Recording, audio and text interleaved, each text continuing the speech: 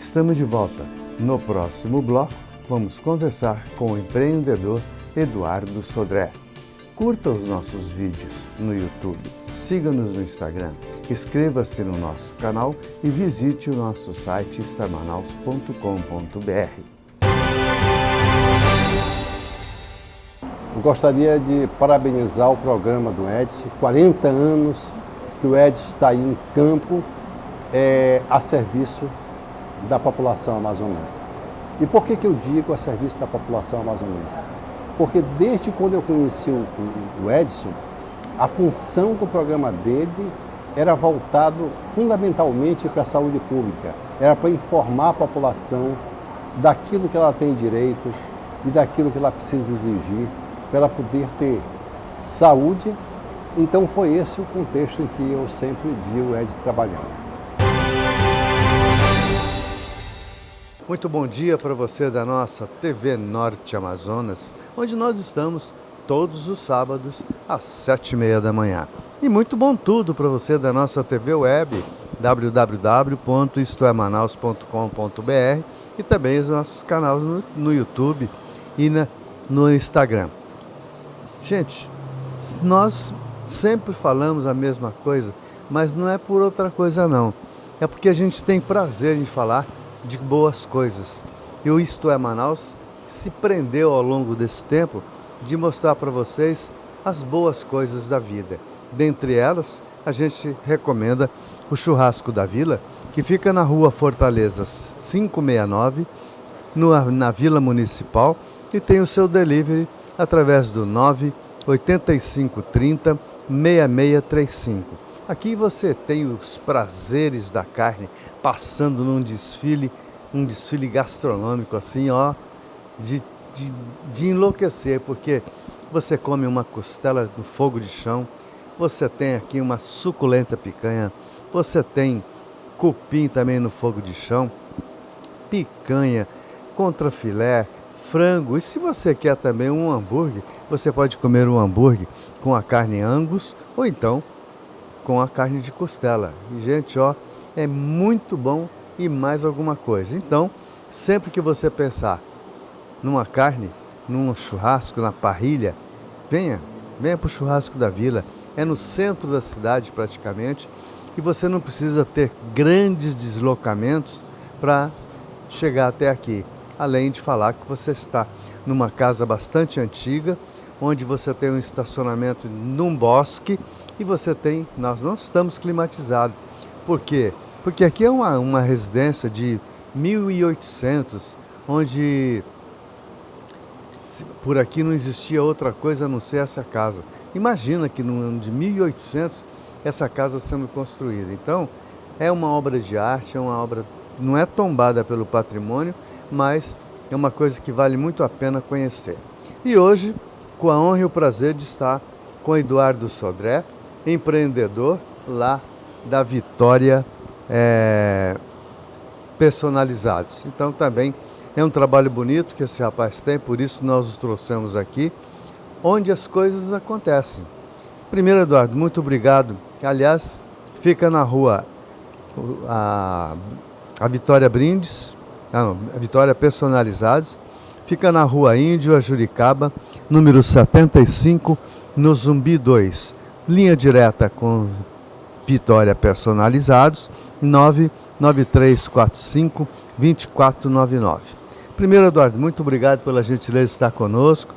Você fez um trabalho para a gente aí, nós estamos também avaliando, e nós sabemos que está bom, mas ainda vamos avaliar. Então, eu queria conhecer um pouco da sua história. Como é que tudo começou? Qual é a sua origem? De onde você veio? O que você fazia? O que você faz? E o que você pretende fazer? É pouca pergunta, né? Ô Pedson, obrigado pelo convite. É um prazer enorme estar aqui com você, contando um pouco da nossa história. Quem sabe assim também a gente incentiva e torna referência também para as pessoas que querem fazer um pouco a diferença na vida de outras pessoas também. Comecei desde jovem a ter esse... Não, de onde você veio? Sou de Manaus mesmo, Manauara, e desde jovem, né, desde da minha infância, sempre já quis querer trabalhar desde cedo, né, ter as minhas responsabilidades. Mas, a partir do momento que a gente começa a ter as responsabilidades, a gente logo quer correr. E comecei a trabalhar aos 14 anos, como aprendiz. Trabalhava de manhã, fazia um curso à tarde e à noite ia para a minha escola normal, né? Fazia o ensino médio na época. E desde aí começou essa minha jornada, essa minha trajetória. Na área de logística, trabalhando numa indústria aqui em Manaus, mesmo da Zona Franca. E com isso, um ano após ter começado aí esse meu primeiro emprego, eu tive uma das perdas que abalou bastante, que foi a perda da minha mãe, na época. Então, a partir daí, eu comecei a me desdobrar. Né? Mexe bastante. A gente teve que se reinventar como pessoas, com o cuidado que a mãe tem com o filho, né? Então, pra gente foi muito bem doloroso. E a partir daí eu comecei a ficar firme nesse propósito de poder dar esse orgulho que minha mãe, que meu pai me ensinaram, né? De coisas boas, de praticar sempre o bem. Essa parte da logística que você passou, te deu algum respaldo, alguma experiência para que você, opa, peraí, quero fazer outra coisa, eu quero ser dono do meu nariz? Sim, também.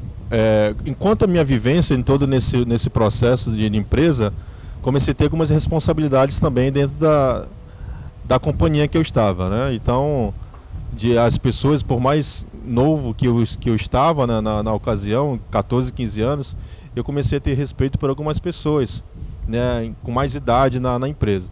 Então eu via que dali eu conseguiria crescer. E tive apoio das minhas chefias na época, e tudo isso me deu ainda mais entusiasmo e gabarito para mim poder desenvolver. Mas o empreendedorismo não veio daí ainda. Então, como é que começou? Como é que a Vitória apareceu no contexto do mercadológico? Já foi bem depois, porque... Bem depois? Então, bem depois. Voltamos e vamos falar o que você disse. Porque assim, por mais que eu quisesse empreender, o meu pensamento era voltado para a de logística, né? Questão de transporte, questão de entregas. Então, todo esse processo de mercadoria, de chegar ao destino final. Então, tudo isso foi um universo onde vivenciei por quase 20 anos. Que, aliás, é um mercado muito difícil, né? Muito difícil, competitivo. Porque é um mercado marginalizado. Eu conheço bem, que eu tenho amigos que fazem essa coisa e todo dia você tem que estar engolindo 10 sapos e 2 leões. Isso aí é igualzinho ao nosso também, não é diferente não. E claro, sem contar pela dificuldade da nossa região referente às chegadas, né? De insumos, de suprimentos e os envios também, que a logística, tanto para o norte como saindo, ela se torna um custo bem alto.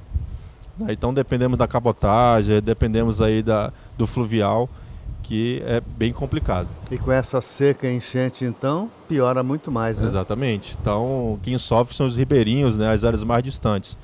Mas a logística é muito desafiadora. Então, quem está atuando, quem atua até hoje, por mais dificuldade que seja, é prazeroso quando você vê o resultado. Quando os produtos, quando as empresas começam a enxergar e ter uma expansão enorme. Muitas empresas do Sudeste cada vez mais estão investindo aqui no Norte. É isso que nos capacita, porque nós já fizemos 40 anos de programa e nunca falhamos um dia, uma semana sequer. Mas isso, as pessoas, algumas pessoas muito mais chegadas, assim, amigos de muitos anos, diz: ué, você está metendo prego, está dando murro em ponta de prego?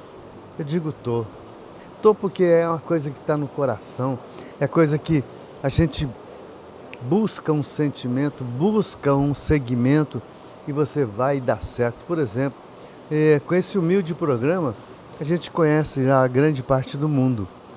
Para a Europa, nós fomos só 12 vezes. Quer dizer, por quê? Porque nós percebemos que o manauara não tomava vinho tinto. E nós então incentivamos a enogastronomia, onde nós passamos a... Hoje eu posso dizer que eu tomo vinho até pescando. Quando eu falo isso, o pessoal do vinho dá risada, porque é uma coisa que não acontece. Mas eu não tomo vinho quente, eu tomo vinho gelado, porque eu ponho no isopor.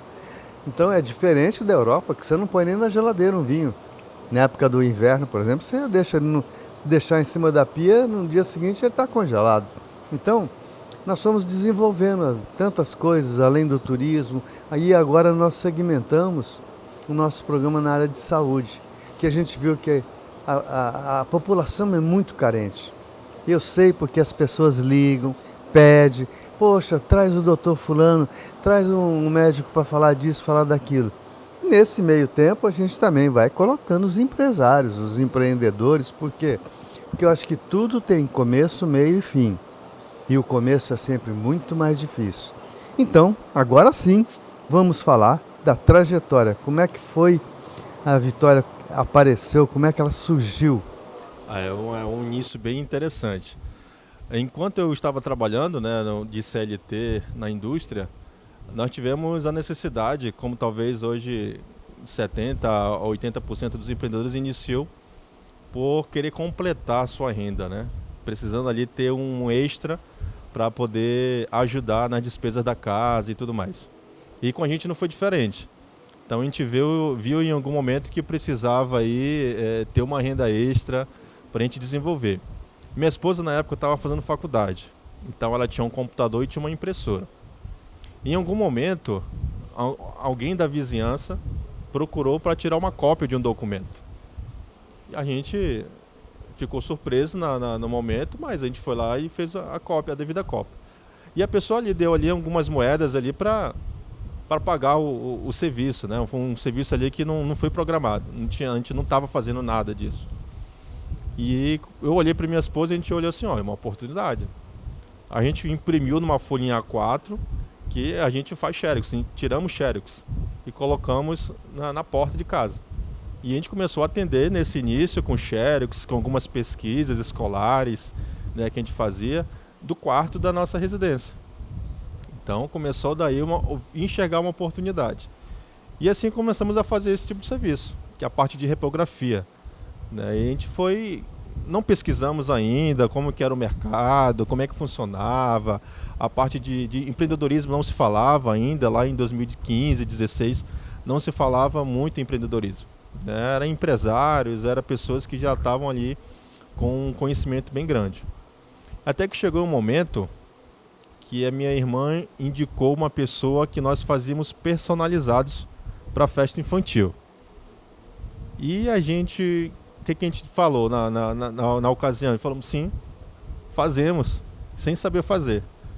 E a partir do fechamento desse primeiro pedido, a gente começou a buscar informação, qual que é o material. Vamos fazer só um intervalo comercial e a gente vai voltar Com falando certeza. nisso, que eu acho que é um assunto muito interessante, porque quem já não começou uma coisa sem saber nada? Eu, por exemplo, já comecei a ser mecânico certa vez, sem saber nem o que era um cabeçote. Mas, sabe? Sei. Eu já fui motorista de viajar, botar a esposa do comandante da base aérea de São Paulo dentro do carro, sair de São Paulo e ir para o Rio de Janeiro sem nunca ter pisado no Rio. Você conhece lá? Conheço, coronel. Pode deixar comigo. Então, vamos voltar.